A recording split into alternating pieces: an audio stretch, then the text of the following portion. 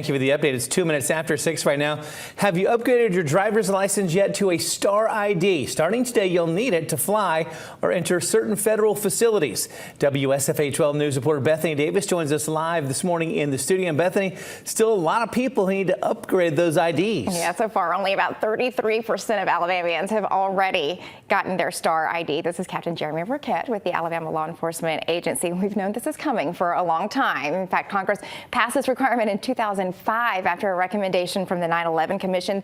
What does the Star ID offer? Why do we need to do this? So really, it was a mandate from the federal government to all the states to kind of really regulate and ensure that the driver's license and ID cards were reliable. And what we mean by reliable was they're verifying certain documents to ensure that the person that has that credential is who they say they are. That's really the premise behind the program. So it's really just to make sure that we're all a little bit safer, a little bit more secure. What does the Star ID allow us to do or to go? Or a better question, right, what will it keep us from doing if we don't have it? So this is what we talk about. If you plan to use your driver's license or identification card as the credential to get on a domestic flight, go on to a federal military installation, or go into a federal building, if that's what you plan to use to gain access, then it has to be Real ID compliant. And in the state of Alabama, that's the Star ID. So that's really what it allows you to do, is to go those places, again, if you plan to use that credential to gain access. And today is the day that you will have to use that to gain access, but we can still get our Star ID. Absolutely, and that's why I've said it.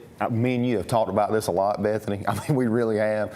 But I continue to just reiterate to everybody, enforcement period, because we want people to understand that they can still come to an ALEA driver's license office and get the Star ID added to their credential. Good to know. So we'll talk a little bit more this morning about what you do need to know about getting your Star ID. We'll walk you through the things you need to bring and what you need to do at the process to get your Star ID a little later this morning. Yeah, definitely want to make sure you have all those documents ready to go. Bethany, thank you for the update. We'll check back in with her in just a little bit. The Alabama Law Enforcement Agency has an online guide to help you with that Star ID application. We have a link on our website. Just go to WSFA.com.